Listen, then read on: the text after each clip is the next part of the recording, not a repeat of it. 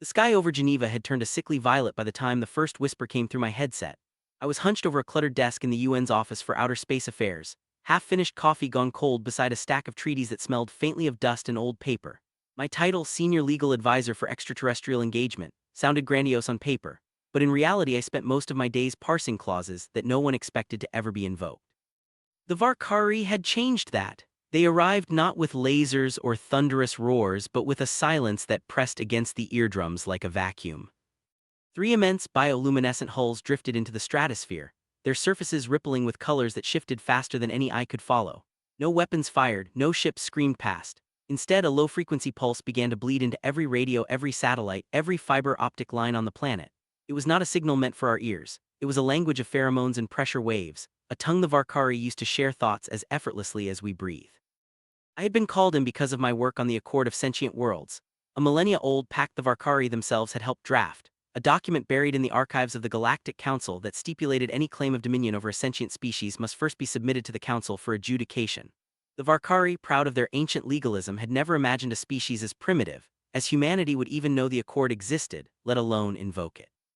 My first instinct was to dismiss the pulse as background noise, but the pattern was too regular to ignore. Every 37 seconds, a burst of pressure modulated in a sequence that matched the harmonic structure of a prime number series I had once studied for a cryptography class.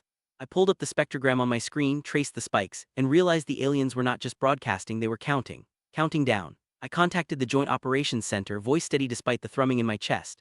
We need to pull all feeds from the deep space array and the ionospheric monitors.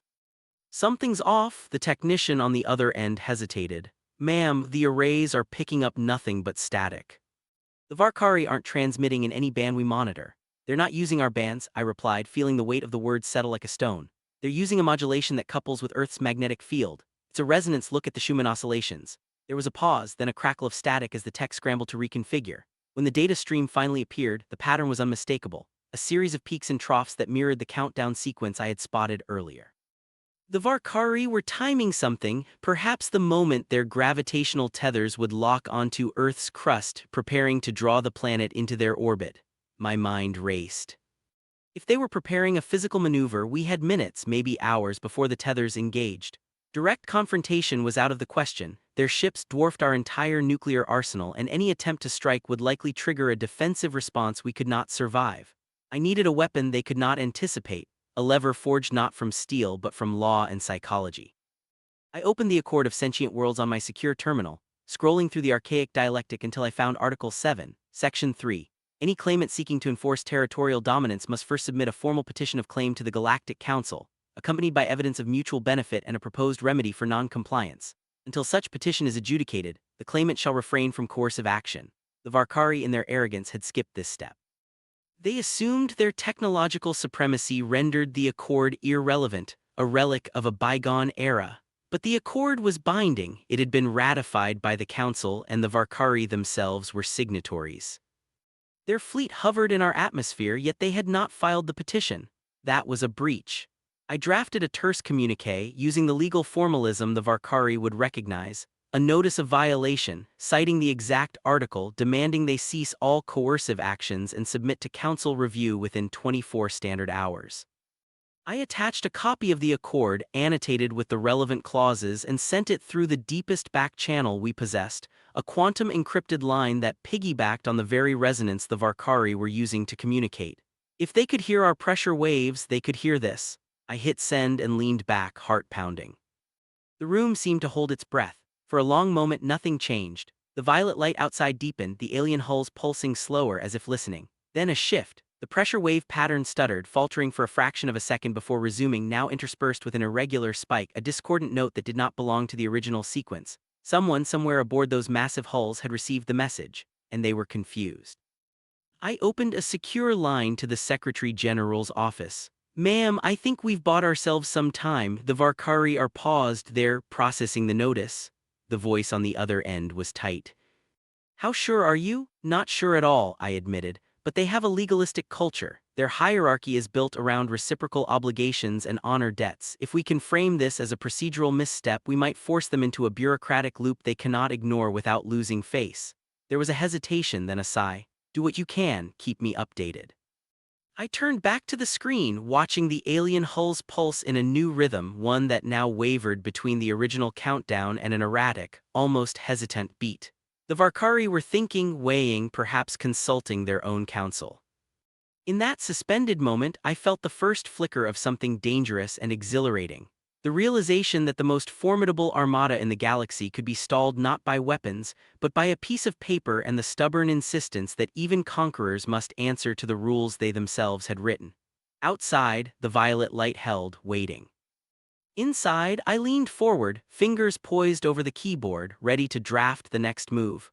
Because the battle for Earth had just moved from the void of space to the quiet chambers of law, and I intended to make sure humanity's darkest records became the very chains that bound our would-be masters. The violet glow beyond the observation dome had settled into an uneasy rhythm, like a heart struggling to find its beat after a sudden shock. Inside the makeshift war room, nothing more than a repurposed conference hall in Geneva's Palais des Nations, its walls lined with stacked dossiers and humming servers, I felt the weight of every eye on me, even though the room was empty save for the flickering hologram of the Varkari hulls and the constant, low thrum of the quantum line that still pulsed against their communication carrier. I stared at the scrolling log of the alien pressure wave pattern. The irregular spike we had provoked was still there, a stutter in their otherwise metronomic transmission. It was a sign not of panic but of calculation. The Varkari were a species that turned law into liturgy. Their honor was measured in the exactitude of reciprocal obligations. A procedural misstep could unravel their command structure faster than any plasma barrage. Keep the line open, I whispered to myself, more to steady my nerves than to give instruction. I opened a secure channel to our back-channel analyst, Dr. Layla Hassan, whose expertise lay in xenolinguistics and comparative jurisprudence. Layla, I need a deep dive into the Varkari Charter of Reciprocal Obligation, specifically the sections on honor, debt accrual, and non-compliance sanctions. I want to know what happens when a party refuses to answer a notice of violation within the prescribed period. Her voice came through, calm and precise. Under Article 7.3, failure to respond triggers an automatic escalation to the Council of Arbiters. The offending party incurs a cumulative honor debt equal to twice the value of the original obligation, payable in restitution or service. Continued non-response after the escalation period results in a formal censure, which under their cultural statutes can lead to a temporary loss of standing in the Varkari hegemony, effectively a suspension of their right to issue coercive directives until the debt is cleared. I felt a thin smile curl my lips. The Varkari prided themselves on being beyond reproach. A censure would be a wound to their prestige far deeper than any loss of ships. Good. Now pull every recorded instance where the Varkari have invoked Article 7.3 against another species. I need precedents. Layla's fingers flew across her console. After a moment, she replied, 3 cases in the last century, the Zyran Trade League, the Kesari Confederacy, and the Gremak Collective.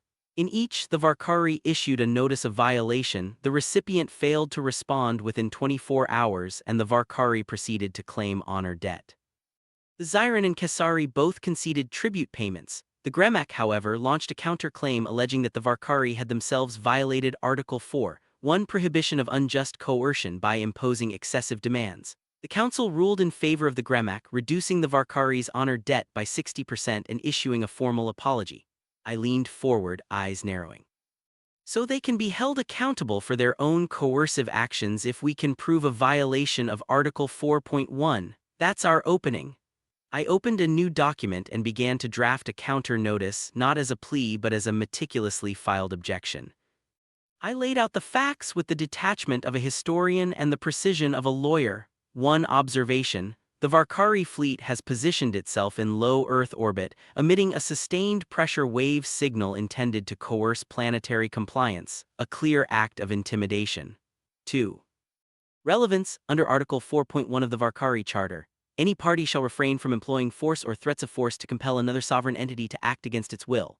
3. Evidence: the pressure wave pattern matches the signature used in prior Varkari coercive actions against the Kesari Confederacy. See Annex Log, Varkari Kesari Incident 2147. The amplitude and modulation exceed the thresholds defined for peaceful communication. 4. Conclusion: the Varkari are presently in breach of Article 4.1, thereby incurring an honor debt owed to Earth under Article 7.3's reciprocal provisions. I attached the annotated logs, the spectral analysis of the pressure wave, and a side-by-side comparison with the Kesari incident. Then I hit send, routing the counter notice through the same quantum-encrypted backbone we had used for the original notice. The line shivered as the packet slipped into the alien stream, a quiet torpedo of jurisprudence. For a long moment nothing. The violet light outside remained steady, the alien hulls pulsing in their hesitant cadence. I could almost hear the collective breath of the Varkari command holding, waiting for the internal review to finish. Then a new pattern emerged, a rapid series of spikes like a series of short, sharp taps, Morse perhaps, but encoded in their pressure wave language. I switched the display to a linguistic overlay and watched as the symbols resolved into a phrase I had hoped for but dared not expect. Request clarification, define coercive act under Article 4.1. My pulse hammered. They were engaging. They were asking for definition, which meant they were taking the notice seriously enough to expend processing power on a rebuttal. It also meant they were opening a dialogue, a dangerous opening for us because any misstep could give them the chance to reframe the narrative. I typed back, keeping my tone formal, my language exact, my arguments airtight. Under Varkari jurisprudence, a coercive act is defined as any sustained emission of pressure wave energy exceeding 0.8 micropa-s designed to elicit behavioral change without the target's informed consent. The emission observed from Varkari hull Alpha 07 exceeds this threshold by a factor of 3.2, persists for longer than 12 standard cycles, and is directed at a non-consenting planetary population. Accordingly, it satisfies the criteria for a coercive act under Article 4.1. I sent it, then leaned back, watching the alien pattern shift again. The spikes grew denser, then broke into a longer, wavering sequence almost like a sigh. I imagined a council of Varkari arbiters, their multifaceted eyes flickering over holographic transcripts, their mandibles clicking as they debated the fine points of interstellar law. A soft chime announced an incoming priority call from the Secretary General's office. I answered, voice steady despite the adrenaline coursing through me. Madam Secretary, we have elicited a formal request for clarification. The Varkari are now engaged in a procedural discourse. This is buying us time, but it also means they are preparing a defense. The Secretary General's voice was tight, but there was a note of cautious optimism. How solid is our position? Can we sustain this line of argumentation? I glanced at the cascading streams of data, legal precedents, technical analyses, the historical records we had been quietly assembling for weeks. We have more than a legal argument. We have a dossier of humanity's darkest records, our own histories of colonial exploitation, forced labor, genocide, and environmental devastation. Each documented, each verified, each framed as violations of the same interstellar principles the Varkari claim to uphold. If they insist on defending their actions, we will turn the tables and charge them with hypocrisy, citing the very accords they purport to honor. There was a pause, then a slow exhale. Proceed, keep the pressure on them, but do not overreach. One misstep and they could retaliate with other measures. I ended the call and turned back to the screen. The alien pressure wave pattern now resembled a complex waveform, a lattice of peaks and troughs that mirrored the back and forth of a legal brief being drafted in real time. I felt the familiar thrill of the chase, not of lasers and missiles, but of clauses and citations, of evidence presented and rebuttals anticipated. I opened a fresh file and began to compile the next section of our counter notice, a chronological ledger of human transgressions, each paired with the corresponding article of the Varkari Charter that would be violated if they were to ignore or dismiss our claims.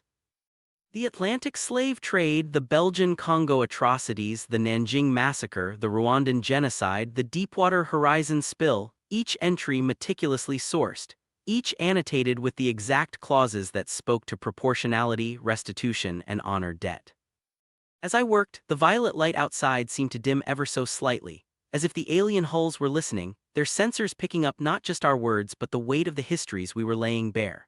The battle had indeed moved from the void to the quiet chambers of law, and I was determined to make sure that humanity's darkest records became the very chains that bound our would-be masters. I saved the document, hit send on the encrypted line, and settled back into my chair, the hum of the servers a steady counterpoint to the alien pulse beyond the glass. The next move was theirs. I would wait, watch, and ready the next paragraph, because in this war of words every sentence was a strike and every footnote a shield. Chapter 3, The Tribunal of Shadows. The reply came not in words but in silence. The Varkari emissaries withdrew from their luminous chambers, leaving only a faint oscillation in the air, a resonance that felt like a withheld verdict. I knew enough of their culture to recognize the tactic. Silence was not indecision but a weapon. They wanted us to sweat, to fracture under the weight of uncertainty. I refused to give them that satisfaction. Instead, I turned deeper into the archives. My task was not to glorify humanity's triumphs but to exhume its failures. The darker the record, the sharper the blade. The Varkari prided themselves on their Charter of Equilibrium, a sprawling code of ethics that condemned exploitation, deceit, and historical erasure, yet their empire was built on precisely those sins. If I could prove that humanity had already catalogued such crimes in excruciating detail, then the Varkari's own history, hidden, suppressed, but undeniably real, would be forced into the light. I began with the Salem witch trials, not because they were the worst but because they revealed something the Varkari feared most: hysteria weaponized as law. I paired the transcripts of those trials with the Varkari's own judicial practices, noting the eerie parallels. Then came the internment camps of World War II, the gulags, the Khmer Rouge. Each entry was not just a record, it was a mirror. The trick was subtle. I wasn't accusing them directly. I was showing them that humanity had already documented the very crimes they themselves committed centuries before. By presenting our own shame as precedent, I was forcing them into a corner. If they dismissed our records, they dismissed the charter. If they acknowledged them, they admitted their own guilt. The servers hummed louder as I cross-referenced treaties, declarations, and obscure footnotes buried in forgotten UN resolutions. My fingers trembled, not from fear but from the sheer gravity of what I was assembling. This wasn't a legal brief anymore, it was a psychological weapon. At 0317 the silence broke. A single glyph appeared on my terminal, an alien sigil pulsing faintly. Translation algorithms struggled, but the meaning was clear enough. You are invoking the Tribunal of Shadows. I leaned back, heart pounding. The tribunal was their most dreaded mechanism, a court that judged not actions but legacies. To summon it was to drag an empire's entire past into scrutiny. And I had done so without firing a shot. The violet glow outside shifted, dimming further as though the Varkari ships themselves recoiled. I whispered to the empty room, history is the weapon and we've already pulled the trigger. The next move would not be theirs alone, it would be the tribunal's. And in that chamber of shadows, humanity's darkest records might yet become the light that blinded our conquerors. Would you like me to continue Chapter 4 with the tribunal proceedings themselves, where the aliens are forced to confront their own buried atrocities, or would you prefer a slower build, showing the psychological unraveling of their emissaries before the tribunal even convenes? Chapter 4, the Tribunal of Shadows. The glyph pulsed again, and with it came a silence so profound I could hear the faint crackle of the fluorescent bulb above me. The tribunal was not a place, not in the way humans understood courts. It was a ritual, a summoning of collective memory, a binding of witnesses across time. And now I had forced the Varkari into it. Their emissary arrived at dawn. He was tall, skeletal, wrapped in robes that shimmered like oil on water. His eyes, if they were eyes, shifted constantly as though scanning for threats that weren't there. He spoke without moving his mouth, his words vibrating directly into my skull. You have invoked the tribunal.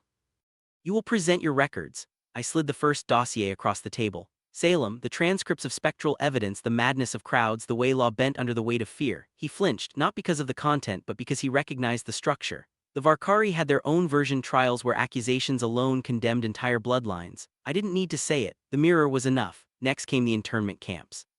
Photographs, testimonies, bureaucratic memos stamped with cold efficiency. I watched his robes twitch, the oily sheen rippling as though disturbed by unseen currents. The Varkari had once penned entire species into containment zones, erasing their names from records. Again, I said nothing. Silence was sharper than accusation. By the time I reached the Khmer Rouge archives, his composure cracked. He demanded translation algorithms halt, claimed the tribunal was being misused. But the rules were clear. Once invoked, every record must be heard, and humanity had centuries of them. The brilliance of the strategy wasn't in the horror itself, it was in the precedent. The tribunal judged legacies, not individuals. By showing that humanity had already catalogued its own atrocities, I had forced the Varkari into a paradox. If they dismissed our records, they undermined the tribunal's foundation. If they acknowledged them, they admitted their empire's crimes were identical, perhaps worse. The emissary's voice faltered. You humans, you weaponize shame. I leaned forward, my own voice steady. No, we weaponize memory. Shame is just the echo. The chamber's walls, though no walls existed, darkened. The tribunal was listening. I could feel the weight of unseen judges, the pressure of centuries collapsing into this moment. The Varkari emissary trembled, his arrogance unraveling thread by thread. For the first time, the predator looked hunted, and I realized then the war was not about ships or armies. It was about who could survive the weight of their own history. Humanity had learned to carry it. The Varkari had spent millennia burying theirs. Now the graves were opening. The tribunal's verdict had not yet been spoken, but I knew the tide had shifted. We had turned our darkest records into a blade sharper than any weapon, and the Varkari, masters of conquest, were bleeding from wounds they had inflicted upon themselves. Would you like Chapter 5 to show the tribunal's formal judgment being delivered, or should we explore the slow collapse of the Varkari emissary's psyche as he tries, and fails, to rationalize his empire's crimes? Chapter 5, The Tribunal Speaks. The silence was unbearable. It pressed against my chest like a weight, each second stretching into eternity. The Varkari emissary's robes quivered, their oily sheen dimming as though the fabric itself recoiled from the tribunal's gaze. He tried to stand taller, but the tremor in his voice betrayed him. The tribunal cannot judge us by human records, he stammered, his words brittle. Your archives are excessive, they are indulgent in shame. I did not answer. I had learned that silence was the sharpest blade. The tribunal's chamber, if one could call that endless void a chamber, responded not to noise but to resonance. Every word spoken here was weighed against centuries of precedent. Every pause was a verdict in miniature. Then the voice came, not a sound but a vibration that threaded through bone and memory. It was neither male nor female, neither soft nor harsh. It was the tribunal itself speaking in the only language that mattered, judgment. Humanity has submitted its darkest records. They are complete, they are unflinching, they are admissible. The emissary flinched as though struck. His empire had thrived on erasure, rewriting, silencing, burying entire histories beneath monuments of conquest. But here, in this place, erasure was the greatest crime of all. The Varkari Empire has submitted fragments, redacted accounts, sanitized decrees. This is inadmissible. The words rippled through the void, each syllable a hammer blow. I watched the emissary's composure fracture, his hands, if those slick appendages could be called hands, twitched, clawing at invisible defenses. He tried to speak, but the tribunal's voice drowned him. Precedent demands parity. Humanity bears its shame openly. The Varkari conceal theirs. Concealment is guilt. Guilt is legacy. Legacy is judgment. The chamber darkened further, shadows folding inward until even the emissary's form seemed swallowed. I could feel the verdict tightening around him like a noose woven from centuries of silence. He was not merely being judged. His entire empire was being weighed against the records they had tried to bury. I leaned forward, my voice steady, deliberate. You demanded our submission, you threatened annihilation, but you forgot the tribunal does not measure power. It measures honesty, and honesty is the one weapon you never forged. The emissary collapsed to his knees, robes pooling like spilled oil.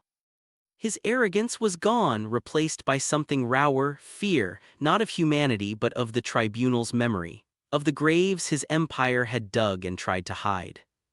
The tribunal's final words reverberated, sealing the moment. Verdict: humanity is admissible. The Varkari are condemned. Their empire shall be bound by its own erased records. Enforcement begins. The void shuddered. I felt history itself shift as though the weight of forgotten crimes was being dragged into the light. The emissary's scream was not of pain but of recognition. He knew the tribunal's enforcement was not a weapon of steel or fire. It was bureaucracy, precedent, and memory turned against him with surgical precision. And in that instant I understood. Humanity had won not by strength but by refusing to forget.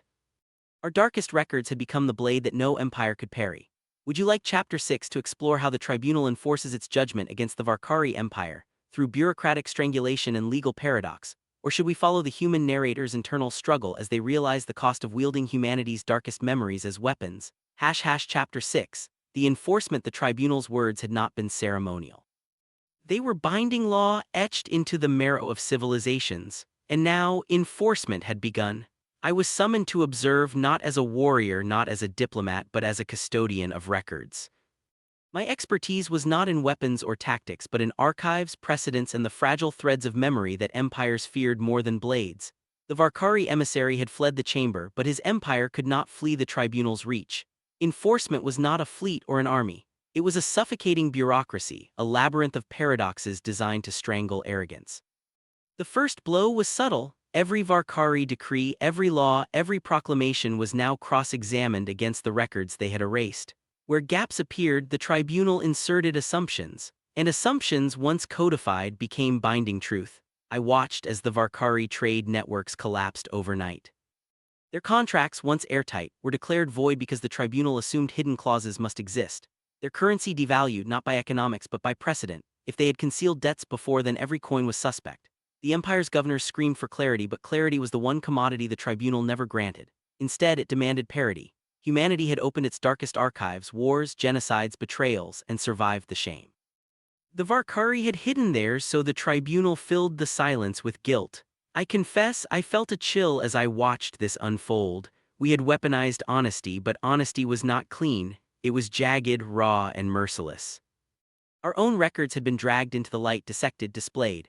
Every atrocity we had committed was now immortalized in alien courts, and yet that was the paradox. Our shame had become our shield. The Varkari's silence had become their noose. I was tasked with delivering the tribunal's enforcement orders to the Varkari delegation. The document was not long, but each line was a blade. All erased records are presumed crimes. All concealed decrees are presumed betrayals.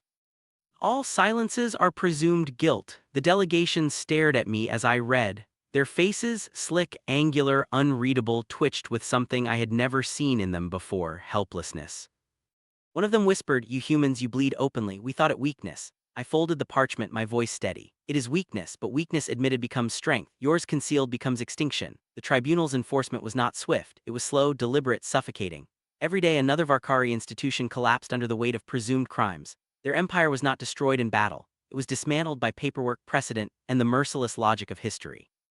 And I, an ordinary archivist, realized the cost. Humanity had survived, yes, but our darkest records were now eternal currency in alien courts.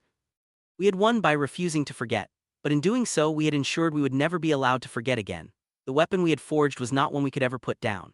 Would you like Chapter 7 to show the Varkari's desperate countermoves, attempts to exploit humanity's own records against us, or should it explore the narrator's growing fear that humanity's survival has chained us permanently to our darkest truths? Chapter 7. The mirror turned backward. The Varkari did not collapse quietly.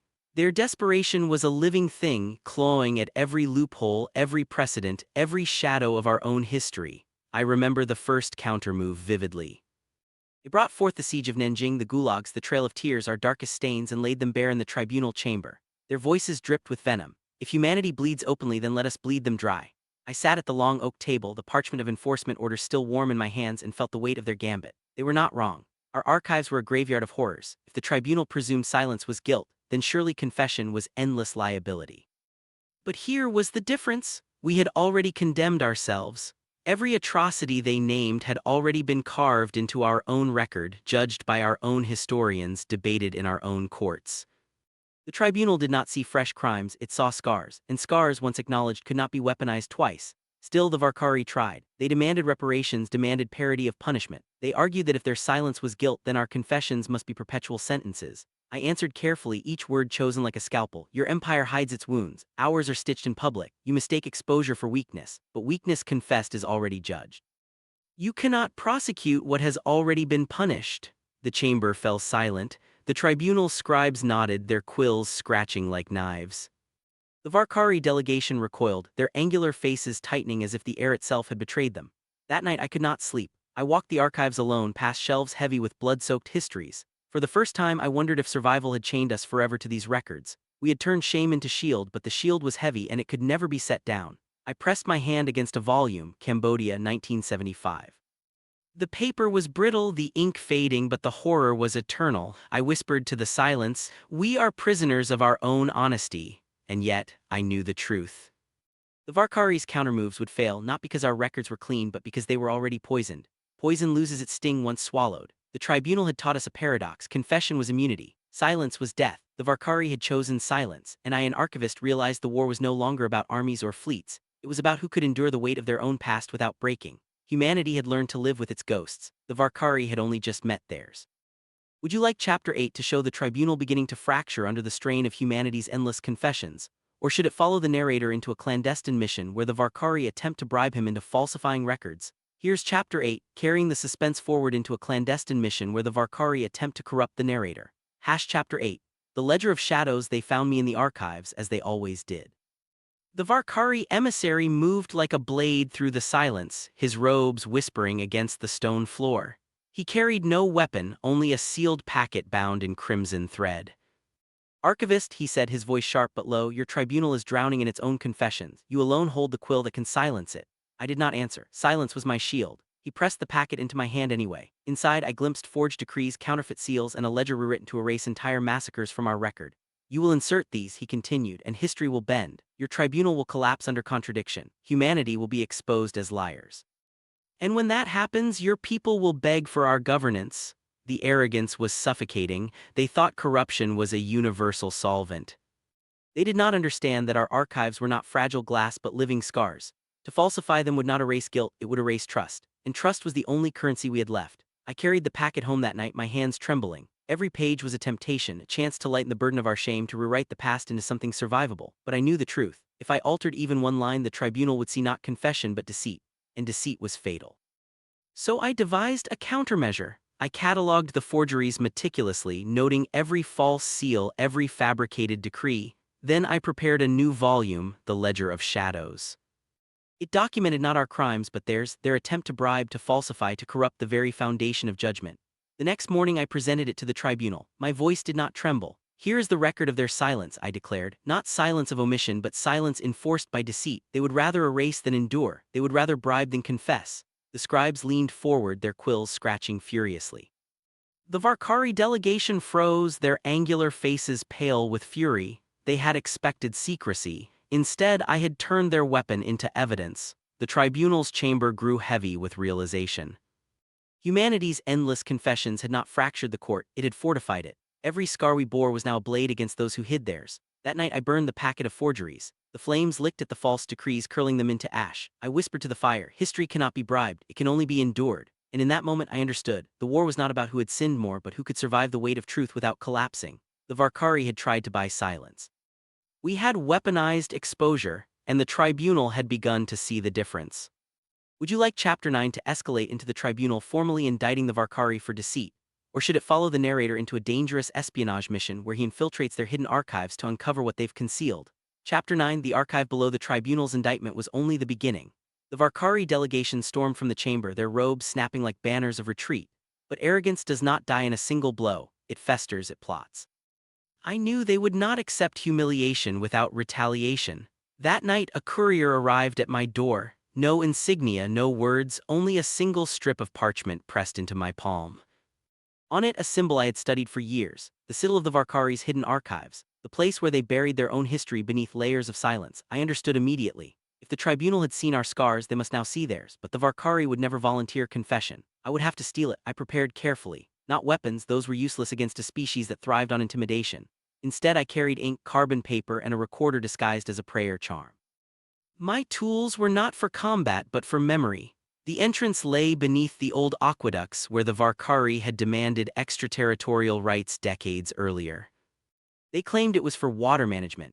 In truth it was a vault of erasures. Inside the air was thick with dust and secrecy. Shelves stretched endlessly, each stacked with tablets carved in their angular script. But the most damning records were not the ones displayed, they were the ones locked away in sealed drawers marked with the glyph of unspoken. I pried one open. The tablet within was heavier than stone, as if guilt itself had weight. It described a massacre, not ours but theirs.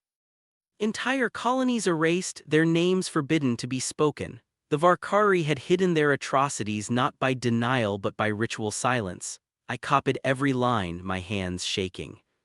Each word was a blade, each omission a wound. Suddenly footsteps echoed, a patrol. I pressed myself against the shelves, heart pounding. They passed close enough that I could smell the resin on their armor. One pause, one glance, and I would have been erased alongside those colonies. But silence protected me, the same silence they worshipped. When they left, I exhaled slowly. I gathered the copies, sealed them in my satchel, and fled through the aqueduct tunnels. By dawn, I stood once more before the tribunal. My voice was steady, though my body trembled from exhaustion. These, I said, laying the copies before them, are the records they buried, not forgotten but forbidden. They would have you believe humanity alone carries scars. But here is proof. Their silence is not innocence, it is concealment. The chamber fell into stunned quiet. The scribes leaned forward, their quills hovering. The Varkari delegation stiffened, their faces drained of color. I realized then the war was not about armies or fleets, it was about archives. Whoever could endure the weight of truth would survive. Whoever collapsed beneath it would be crushed. And now the tribunal had seen the Varkari's silence for what it was, not reverence but cowardice. The battle had shifted, not in the skies but in the records. Humanity, scarred though we were, had learned to wield history like a weapon. Would you like Chapter 10 to show the tribunal turning this evidence into a formal trial against the Varkari? Or should it follow the narrator as the Varkari attempt to retaliate through psychological manipulation and propaganda campaigns? Chapter 10. The tribunal chamber was transformed overnight. What had once been a ceremonial hall of marble and banners now resembled a courtroom carved from fear itself. The Varkari delegation sat rigid, their angular faces betraying nothing, but the tension in their posture was unmistakable. They had been dragged into the one arena they could not dominate, the arena of their own buried history. I stood at the center not as a soldier, not as a politician, but as a witness. My satchel of copied tablets had become the most dangerous weapon Earth had ever wielded. The scribes had transcribed every glyph into human tongues, and now the tribunal prepared to read them aloud. The chief arbiter's voice was steady, deliberate. The massacre of the Cathari colonies. The ritual erasure of the Tovik lineages, the silencing of the Arun dissenters, these are not human accusations. These are Varkari records sealed under glyphs of unspoken. The words echoed like hammer blows. Each name resurrected from silence was a ghost dragged into the chamber. The Varkari delegation flinched, not visibly but in the subtle tightening of their jawlines, the twitch of their fingers against the table. They had built their empire on the illusion of moral superiority. Now that illusion cracked, their lead envoy, a towering figure draped in resin armor, rose slowly. His voice was low, almost serpentine. "You misunderstand our customs. Silence is reverence. To speak of the unspoken is blasphemy. You desecrate what you cannot comprehend." I met his gaze, forcing my voice to remain calm. "Reverence does not erase blood. Silence does not absolve guilt. You demanded humanity kneel because you claimed purity, but purity cannot coexist with massacre. Your own archives betray you." The chamber erupted in murmurs. Some human delegates leaned forward eagerly, sensing victory. Others looked uneasy, aware that cornered predators lash out. The arbiter raised a hand. "The tribunal will deliberate, but know this: the Varkari's demand for dominion rests upon the claim of moral ascendancy. That claim is now contested by their own hand." The Varkari envoy's eyes narrowed. "You think words can undo power? You think archives can shatter fleets? We will show you the cost of insolence." I felt the threat coil in the air like smoke. Yet I also saw the fracture. Their arrogance had been pierced. They could no longer posture as untouchable. Every whisper in the chamber carried the weight of their crimes. As I left the hall, I realized the trial was not merely legal, it was psychological. The Varkari had built their empire on silence, and now silence had turned against them. Humanity had forced them to hear the names they had buried, and once a name is spoken, it cannot be unspoken. The tribunal's verdict was days away, but the war had already shifted. The Varkari were no longer the judges, they were the accused. Would you like Chapter 11 to explore the Varkari's retaliation through propaganda and psychological manipulation, or should it follow the narrator as humanity prepares its counterarguments and strategies for the tribunal's final verdict? Chapter 11. The silence weaponized. The Varkari struck back not with fleets but with whispers. Their retaliation was elegant in its cruelty, propaganda woven into every channel of communication, seeded through human networks with surgical precision. They did not need to convince us of their innocence, only to drown us in doubt. I first noticed it in the tribunal's archives. A single glyph altered. A massacre reclassified as ritual migration. A silenced lineage reframed as voluntary dissolution. The edits were subtle, almost invisible, but they spread like rot. If left unchecked, the record itself would collapse into ambiguity. And ambiguity was their weapon. I was no soldier. My battlefield was paper, ink, and memory. My weapon was the discipline of records. I spent nights hunched over brittle documents, tracing the faint scars of alteration. The Varkari were masters of psychological manipulation, but they underestimated the obsessive patience of a human archivist. Every glyph they twisted left behind a shadow, an inconsistency in syntax, a fracture in cadence. Their lies were elegant, but elegance is brittle. The real danger was not the tribunal, it was humanity itself. Already delegates whispered, what if the massacres were misunderstood? What if silence truly was reverence? Doubt spread faster than truth, so I turned their own silence against them. I began leaking fragments of their propaganda back into their networks, but altered, subtly poisoned. A glyph here, a phrase there, reshaped to contradict itself. Their own lies began to clash, creating fractures in their narrative. Varkari envoys found themselves defending mutually exclusive versions of history. One claimed the Cathari were honored in migration, another insisted they were sublimated into ritual. The contradictions were small but devastating. The tribunal noticed, not because I exposed the lies directly but because the Varkari exposed themselves. Their arrogance demanded consistency, and when consistency failed, their authority crumbled. But the most dangerous move came when they tried to weaponize human guilt. They unearthed our darkest records, wars, genocides, slavery, and paraded them before the tribunal.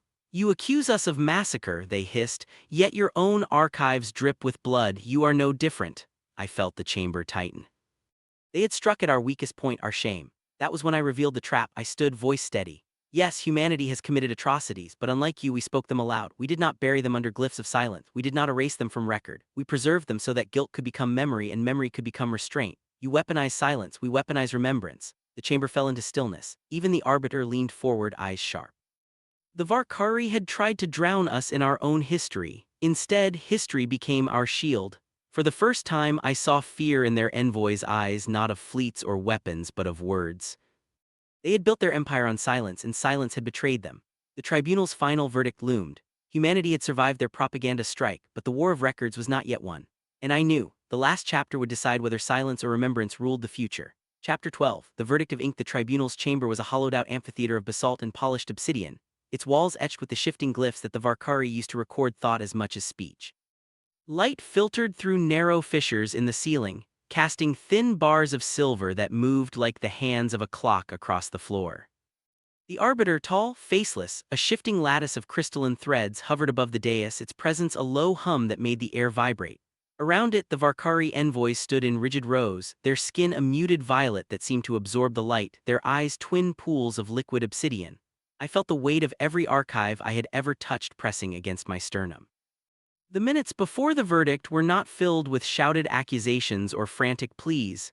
They were filled with the quiet rustle of paper, the soft click of a stylus against a data slate, and the steady beat of my own heart.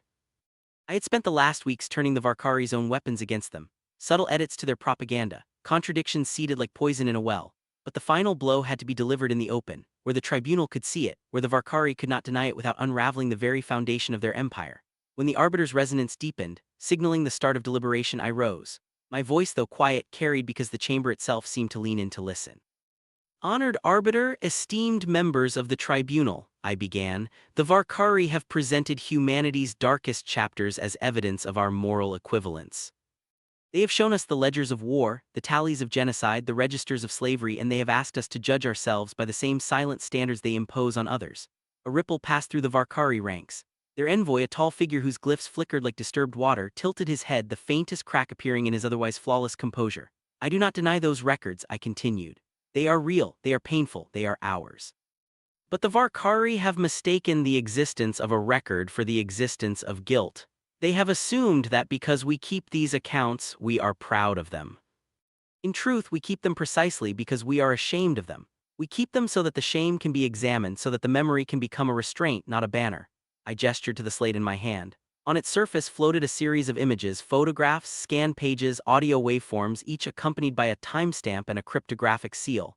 These are not the Varkari's curated selections. They are the complete, unedited archives of the Varkari's own occupation of the planet Kethar, taken from their internal servers during the breach we executed 3 cycles ago. I obtained them not through force, but through the patience of 100 archivists who over months mirrored every data stream, every backup, every forgotten cache, waiting for the moment when their own redundancy became their vulnerability. A murmur rose, low and dissonant.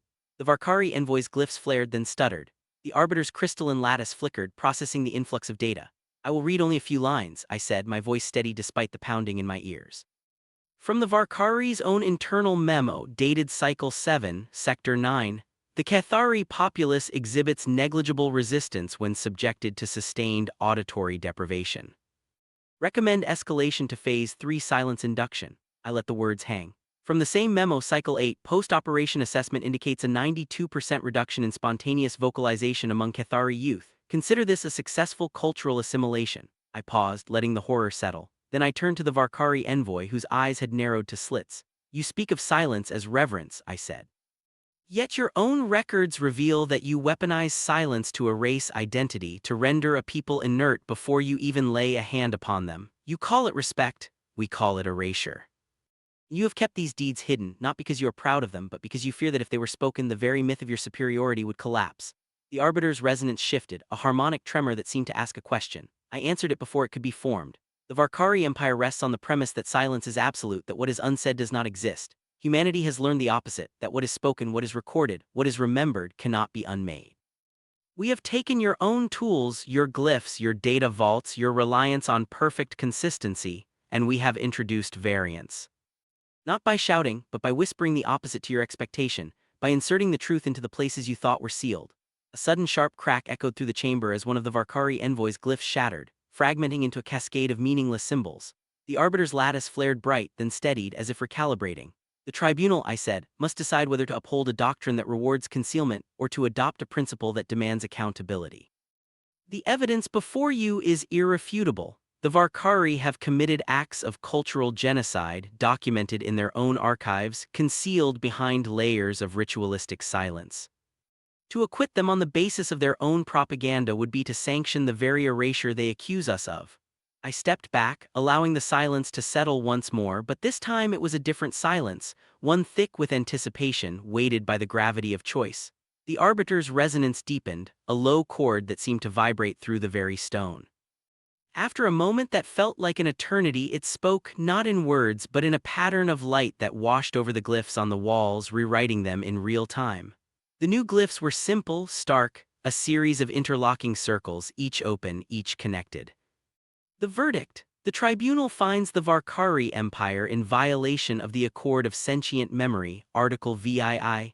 No civilization may suppress, alter, or erase the historical record of another sentient species for the purpose of domination. Sanctions: immediate cessation of all silence-based operations, mandatory disclosure of all archival holdings pertaining to occupied worlds, and restitution through the establishment of an interstellar repository of memory, overseen by a joint council of species. A wave of relief, tentative and fragile, washed through the human delegates gathered in the periphery. The Varkari envoys stood motionless, their violet skins now seeming to pallor as the reality of their exposure settled.